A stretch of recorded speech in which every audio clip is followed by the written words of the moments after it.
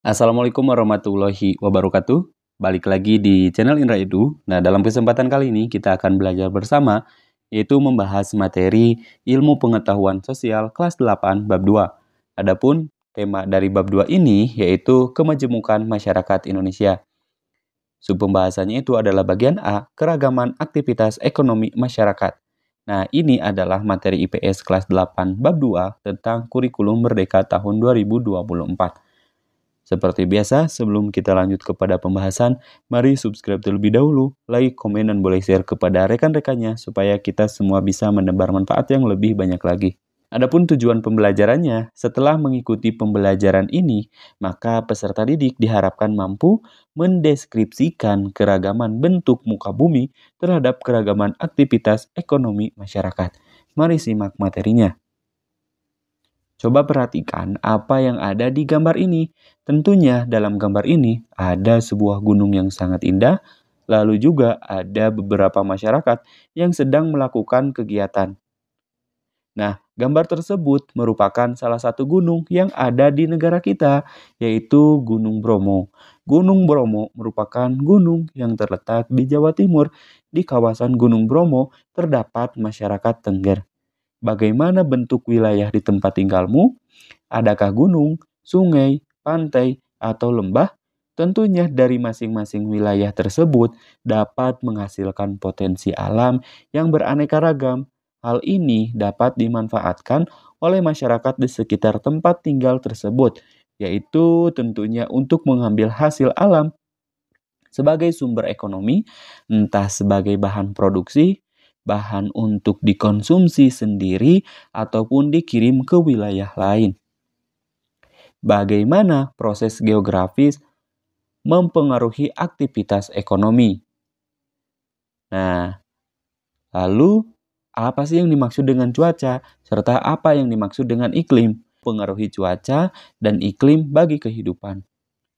Pengertian cuaca merupakan suatu kondisi atmosfer pada saat ini yang meliputi suhu, hujan, angin, dan kelembaban. Cuaca dapat berubah dari menit ke menit, jam ke jam, hari ke hari, dan musim ke musim. Pengertian iklim. Iklim merupakan keadaan cuaca rata-rata dalam jangka waktu yang relatif lama, minimal 30 tahun. Iklim merupakan kelanjutan dari hasil pencatatan unsur cuaca dari hari ke hari dalam waktu yang lama. Cuaca dan iklim yang berubah-ubah maka tentunya dapat mempengaruhi kehidupan manusia di muka bumi ini. Perubahan cuaca dan iklim mempengaruhi pengaruh terhadap segala aktivitas manusia dalam segala bidang. Berikut ini adalah pengaruh cuaca dan iklim dalam kehidupan. Di antaranya yang pertama ada di bidang pertanian. Nah, bidang pertanian, pengaruh cuaca dan iklim tentunya sangat menentukan waktu tanam dan jenis tanaman yang sesuai dengan cuaca dan iklim dalam kehidupan manusia. Yang kedua yaitu bidang penerbangan atau perhubungan. Nah, cuaca, suhu, arah, dan kecepatan angin, awan, dan kabut sangat mempengaruhi kelancaran jalur penerbangan.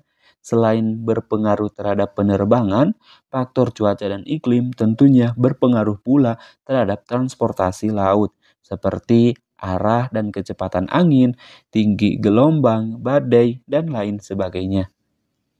Yang selanjutnya, tentang pengaruh cuaca dan iklim bagi kehidupan, ada di bidang kesehatan dan juga bidang lingkungan hidup.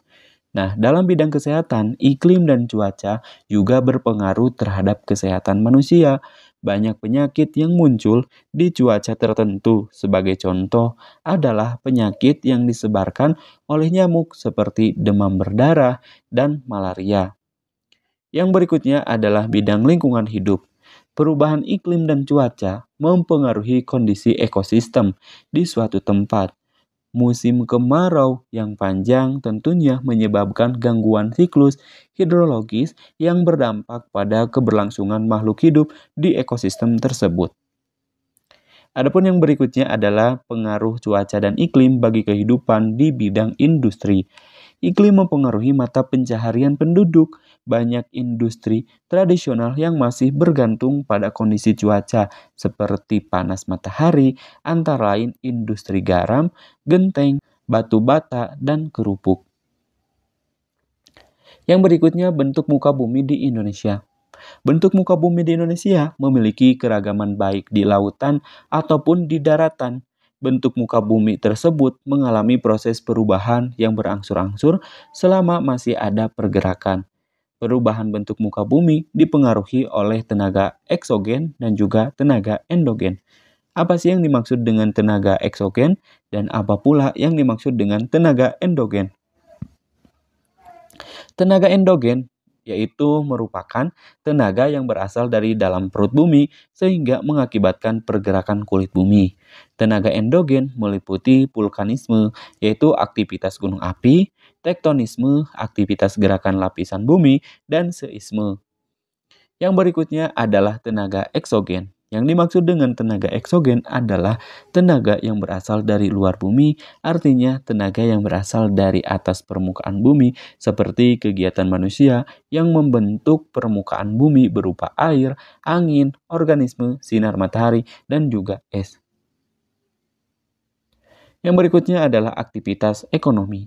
Kegiatan ekonomi terdiri dari 3 kegiatan. Yang pertama adalah produksi, yang kedua konsumsi, dan yang ketiga adalah distribusi. Segala kegiatan ekonomi tergantung dengan tempat tinggal di mana manusia tersebut beraktivitas. Aktivitas kegiatan masyarakat Indonesia tentunya tidak akan lepas dari lingkungan tempat tinggal mereka. Masyarakat di daerah dataran rendah dan dataran tinggi memiliki bentuk aktivitas yang berbeda pula.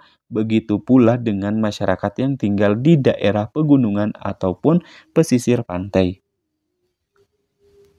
Yang kedua, bagaimana sih pemanfaatan lingkungan sekitar dalam pemenuhan kebutuhan ekonomi?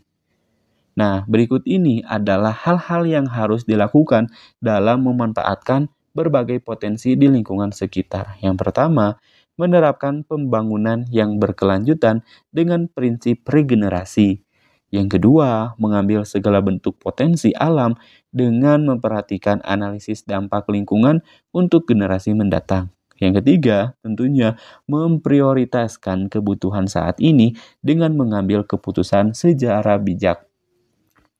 Nah, lalu yang ketiga, bagaimana sih perdagangan antar pulau dapat terjadi di Indonesia? Nah, pengertian perdagangan dan perdagangan antar daerah atau pulau, perdagangan atau perniagaan merupakan kegiatan tukar-menukar barang atau jasa berdasarkan kesepakatan bersama tanpa ada unsur pemaksaan.